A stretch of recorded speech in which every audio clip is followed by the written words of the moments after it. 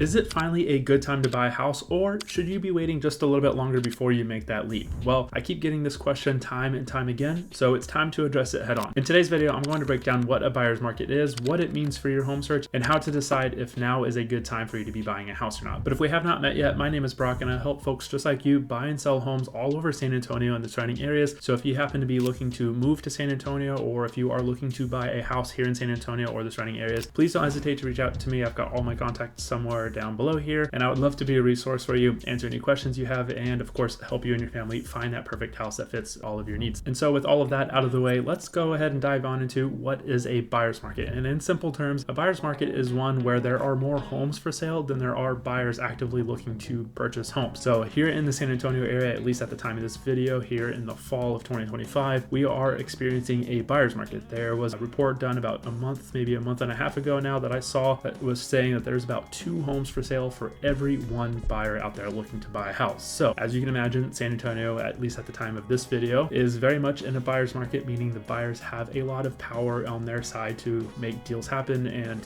look for homes for sale. Maybe you're watching this video in the future and maybe it's not a buyer's market. So how do you know if you are actually in a buyer's market or not? There are several different factors here that you can actually look at to determine and have a good idea if you are in a buyer's market or not. The first thing you can do, the simple thing, is you can just reach out to a real estate agent. If you're looking in the San Antonio or surrounding areas, you can reach out to me and just simply ask, hey Brock, is it a buyer's market, a seller's market, or what should I be knowing about the market in San Antonio? I'd be more than happy to give you an update at whatever point in time that may be for you guys. But if you don't want to reach out to me, if you want to kind of figure it out on your own, here are some key things you can look at. One is you can look at the amount of homes for sale, or looking at the inventory. The more homes you see for sale, the more likely it is that we're in a buyer's market. By definition, for the real estate side of things, if you're seeing about 6 or 7 months of inventory, you're usually kind of in what we call a balanced market. And once you start seeing more than 7 months worth of inventory, it is very much a buyer's market at that point. Even in San Antonio at this current point of time, we're just over 6 months worth of inventory. It's the highest level of inventory we've had in quite a while. And we've been in a buyer's market pretty much all of 2025 at this point. And even though, the months of inventory isn't quite where I just told you about, it's just the way things are. There are more homes for sale and less buyers out there looking for homes. Another thing you can kind of look at as a key indicator of a buyer's market is looking at the days on market. So if you're seeing a lot of homes sit on the market for 60, 90, 120, 180 days, or even longer than that, that could be a really good sign of a buyer's market. Now, if you're looking at a lot of the homes and you're saying, hey, most of these homes I'm looking at are only on the market for like 15 days, 20 days, 30 days, and maybe there's a couple of them for, more than 60 days, maybe you're in a seller's market at that point. Now, another sign here that you can look at is on the pricing of homes. Now, when a home goes for sale, of course, there is a certain price they start at, and if you start sitting a long time on the market, they start naturally dropping the price. So if you're seeing a lot of price reductions, right? So you see a lot of homes that are reducing their prices, in one neighborhood or several neighborhoods across the city, that could be another key sign right there. Now, if we're in a seller's market, you're not going to really see a whole lot of price reductions because those homes are selling a little bit faster. But in a buyer's market, you will see a lot more price reductions along with the longer days on market, along with the higher level of inventory of homes for sale. Those 3 right there are a pretty good key indicator that you would be in a buyer's market. And another sign that you could look at here is, of course, the amount of bidding wars, right? If you recall, back in 2021, 2022, there was a huge surge of people looking to buy a home, and there was a lot of bidding wars that were happening. It was not uncommon at that point in time to see 3, 4, 5, 10, even 20 people bidding on a house, hoping to get their chance at getting their offer accepted and win that house and be able to be the new owner of that house. Here in a buyer's market, what you do not see is a bidding war hardly at all. There may be a few homes here and there that might ensue with a bidding war, but those are going to be like very desirable homes that are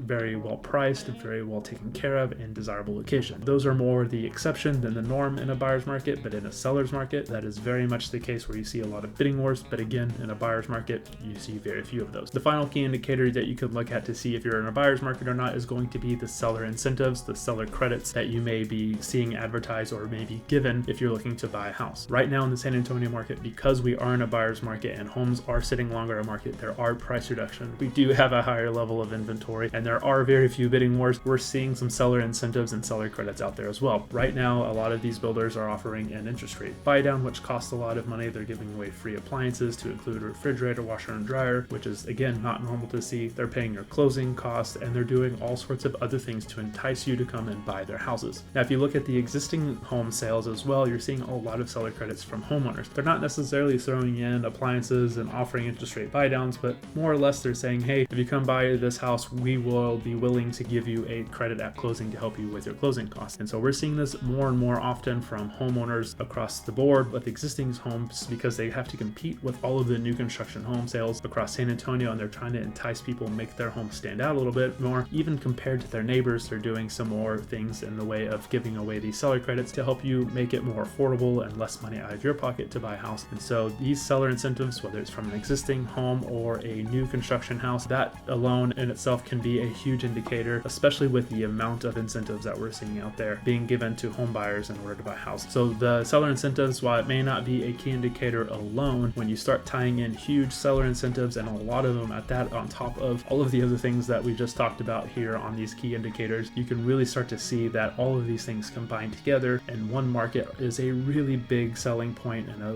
really big indicator that you are in fact in a buyer's market. And here in San Antonio, at least at the time of this video, we are very much seeing all of these things being combined here in the San Antonio market. We're seeing homes sit on the market for 60 plus days in a lot of cases. We're seeing a lot of homes for sale across the city of San Antonio. We're not seeing a whole lot of people actually buying houses right now in San Antonio, although there are still a number of houses going for sale each week. We're seeing price reductions, and we're also seeing these sellers offer some really good seller incentives and seller credits to entice buyers to buy their homes. So those are all really good key indicators right there. So now that we know how to spot a buyer's market, what does this mean for you if you're looking to buy a house? The biggest thing here is the fact that you actually have a lot more negotiating power on your side. You can use the fact that homes have been sitting longer on the market, and I just made a video recently about how to buy a house that's been sitting on the market for a while. So if you want to watch that in depth and go into a deeper dive on this one strategy alone, feel free to check out that video. I'll have a link down in the description for you guys here. But you can use the days on market to your advantage. You can take advantage of bigger seller incentives, right? So I know I talked about the seller credit, them covering your closing costs, buying down interest rate, and the new builders even throwing in appliance packages. You can use all of that in your negotiating power and ask for all of those things. And maybe you can get them, maybe you won't, but you can always negotiate for them. And more than likely, a seller is going to, especially a new construction builder, they're going to be more than likely to give those things to you because they're ready to sell their house. Outside of asking for seller incentives, you can also ask for lower pricing. With homes sitting on the market for a longer time, the sellers kind of lose some of their power, especially the longer that they sit. So you can really kind of use the time on market to your advantage. You can ask for repairs, right? So if you're looking at an existing house and you see that, hey, this is kind of a house we like, but it maybe needs a couple of small minor repairs or even a major repair, you can always ask, and more than likely a seller would be more willing to make those repairs because they're ready to get their house sold. Now, another plus side to a buyer's market is the fact that you as a buyer have less pressure to buy a house. In a seller's market, like we saw back in 2021 and 2022, you really had to jump on the next house as soon as it became available for sale. If you saw a house sitting for 3 or 4 days, those homes were most likely already having multiple offers in hand and they're already negotiating on those other ones. In a buyer's market, you have ample time in most cases in order to kind of shop around. So you can go look at a house today, think on it for a couple of days, maybe a week or two, and then you can decide to make an offer whenever you're ready. Now, this makes sure that you can really explore other options, maybe wait for some additional homes to come for sale, and then really craft a really strong and competitive offer to give to the seller that really has your best interest in mind. And as someone who's helped people buy houses and sell houses in a buyer's market, I've really seen that where buyers will really look at a house today and maybe 4 or 5 days later, they'll decide to do something with that house and maybe make an offer. So overall, you typically get a lot more value whenever you are in a buyer's market. You get a little bit better pricing on homes. In a lot of cases, you get the seller to help cover a lot of your closing costs or give you credits for repairs. Maybe they're making the repairs themselves, and you just get all sorts of really good things whenever you are in a buyer's market and you don't have to compete against other home buyers to buy a house.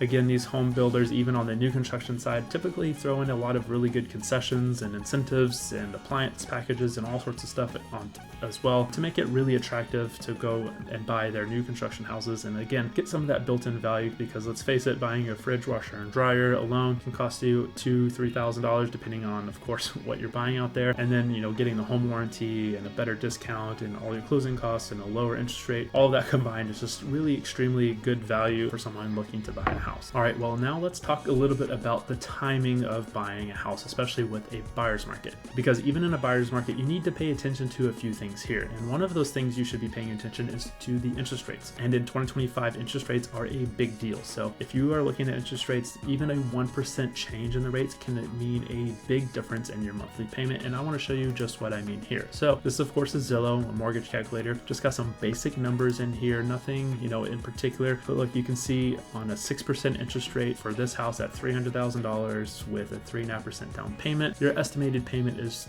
$2,194. Now, if we change this interest rate from 6% to 5%, it jumps down to $2,012. So that is almost a $200 difference in payments just with the interest rate alone. So being cognizant of interest rates can make a big change in the price that you pay monthly for a house. I mean, let's look at even just changing the price of a house, right? Let's go back up to 6%. A lot of people tend to focus on the price because they think the price really affects it, but it's really that interest rate. So let's say the same house, you were able to negotiate pretty good price reduction on the house, and let's say maybe you got $15,000 off the house. So let's go ahead and say $285,000, everything else staying the same. I don't know why that jumped up.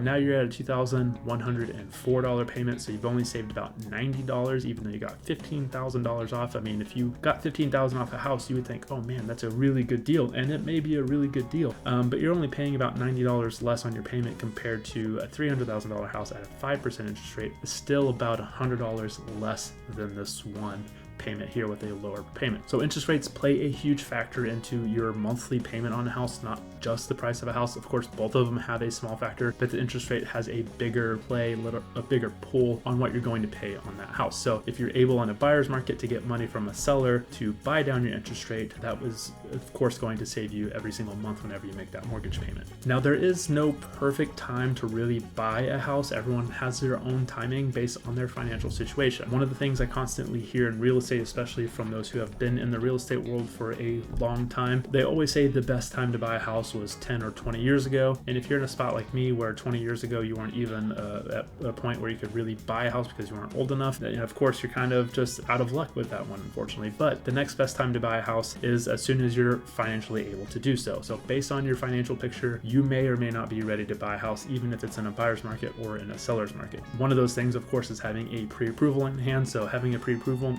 allows you to know your budget, your max budget there as far as the total amount that you purchase a house for, and allows you to go shopping with that. But you also need to have, really good income and have steady employment. You need to have your credit score in a good spot, and you need to have money saved up, whether it's in a savings account or a 401k or other type of retirement account. You do need to have some money saved aside because you never know when an emergency might pop up at the house. Even if it's a new house, some things just happen where you need to be able to pay an insurance claim or, get a new dishwasher for the house or whatever the issue may be. You always need to be prepared to take care of your house. Now, if you are ready to buy a house and you're kind of on the fence of should I be buying a house or should I not, let's start talking about some of those things to maybe help you decide one way or another. First off, we just talked about finances. Are you in a financial spot where you're able to? Do you have good steady employment? Do you have the money saved up? Is your credit score at least a 580? 620 or better is preferred, of course, with the lenders to get you the better terms on your loan, but are you financially ready to do so? And if you are you pre-approved? A pre-approval is a huge first step to make, just so you know, again, what your max budget is for a house. Now, you may talk to a lender and they may say, hey, yeah, your finances are good. You're pre-approved for up to $500,000 to go buy a house. Doesn't mean you have to go buy a $500,000 house. You can buy any price point up to $500,000 as long as you're comfortable and happy and get everything that you need for you and your family. That's all that really matters at the end of the day. Now, there are some people who think, oh, cool, I am pre-approved for $300,000. I know I have no issue buying a $300,000 house, but when you get pre-approved, for some reason, maybe you have too much debt, maybe you don't have enough income, maybe your credit score is not quite good enough and you can't get a $300,000 house and your max budget is maybe $250,000. Of course, that's going to eliminate some of those homes that you've been looking at online that you've already saved and fell in love with. So we don't want that to happen. We need that pre-approval in order to know your max budget, and that allows us to go shopping and, of course, make offers whenever you do find that perfect house that falls within your budget and your needs. Once you are pre-approved and, of course, ready to go, you also need to take some time to kind of research the market and kind of understand what's going on. Is it a buyer's market?